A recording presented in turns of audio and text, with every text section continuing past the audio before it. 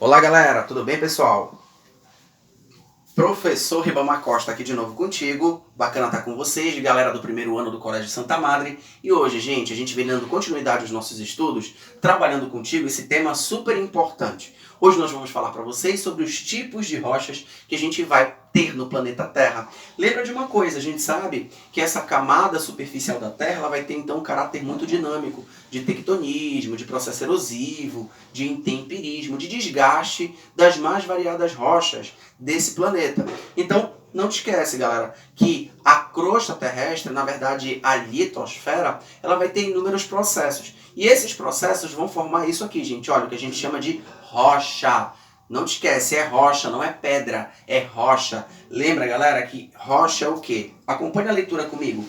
É um agregado de minerais que apresenta uma variedade de composições, características físicas e idade. Então não te esquece, rocha é um agregado de minerais. E existe um processo aí, gente, de classificação dessas rochas. A gente vai ter, então, três tipos principais de classificação. Nós vamos ter as rochas magmáticas, que tu pode também chamar de rochas ígneas, rochas magmáticas ou ígneas. Nós temos as rochas sedimentares e nós temos as rochas metamórficas, beleza? Então temos três tipos principais de rochas que compõem a litosfera do planeta. A gente começa falando para vocês das rochas magmáticas ou ígneas. Esse nome magmática já é muito sugestivo, ele vai ter origem lá no magma.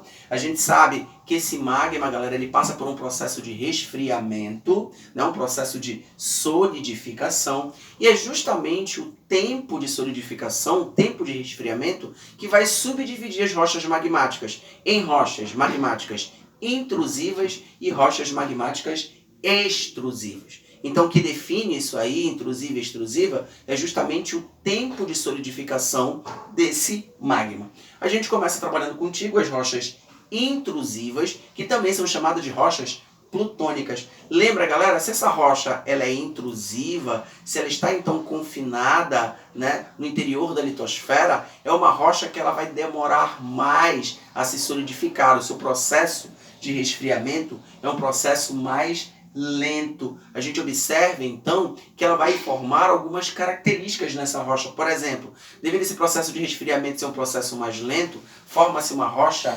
granular. Ela vai ter um caráter aqui que é um caráter farenítico, né? Ela vai ter vários cristais que vão compor essa rocha. Por quê? Porque deu tempo desses cristais se agruparem devido ao tempo de resfriamento que essa rocha passou. Olha, dá uma olhada aí, gente, tá vendo? É essa característica que a rocha magmática intrusiva ela vai possuir.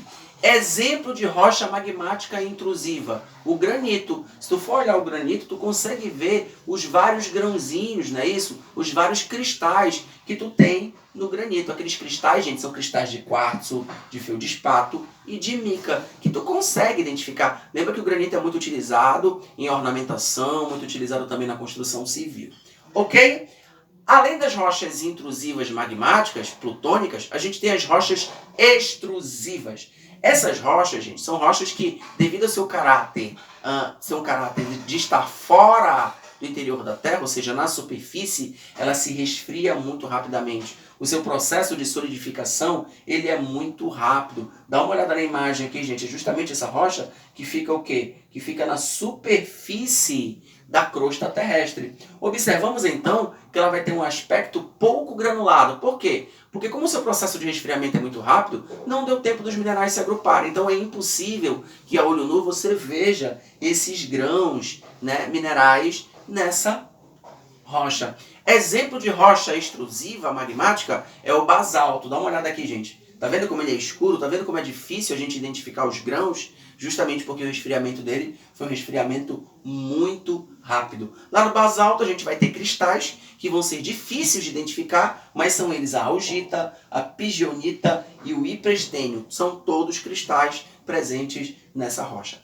Além das rochas magmáticas, a gente tem as rochas sedimentares. O nome, gente, sedimentar, ele também é muito sugestivo, porque ela é formada a partir de um processo de sedimentação, né? Um processo de litificação. É quando então a gente tem a deposição de detritos. O que vai acontecer? Os agentes erosivos eles vão desgastar as outras rochas da superfície. Por exemplo, o vento vai desgastar uma rocha magmática extrusiva. E aí os sedimentos, né, que são os pequenos pedacinhos que essa rocha ela vai então deslocar, faz com que esses pedacinhos sejam sedimentados em um determinado local. Esse processo de sedimentação vai formando rochas com esses grãozinhos, com esses sedimentos. Então essas rochas nós definimos de rochas sedimentares. Ou seja, elas se acumulam em várias camadas, como a gente observa na imagem. Acontece aí um processo de estratificação. É nessas rochas que a gente vai ter a formação de petróleo,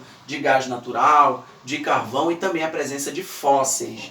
Galera, além das rochas magmáticas e sedimentares, por fim a gente tem as rochas metamórficas. O que são essas rochas metamórficas? Elas passaram por um processo de transformação, de metamorfose. Então é mais ou menos assim. Elas eram rochas magmáticas, sedimentares, que aí então sofreram um processo de metamorfose. Como é que isso acontece? Isso acontece devido às pressões internas no interior da Terra. Geralmente, então, a gente percebe que quando há um encontro de placas tectônicas e tu tem muitas forças ali que são desprendidas dessas placas, essas rochas começam a sofrer metamorfose, criando então outros tipos de rocha.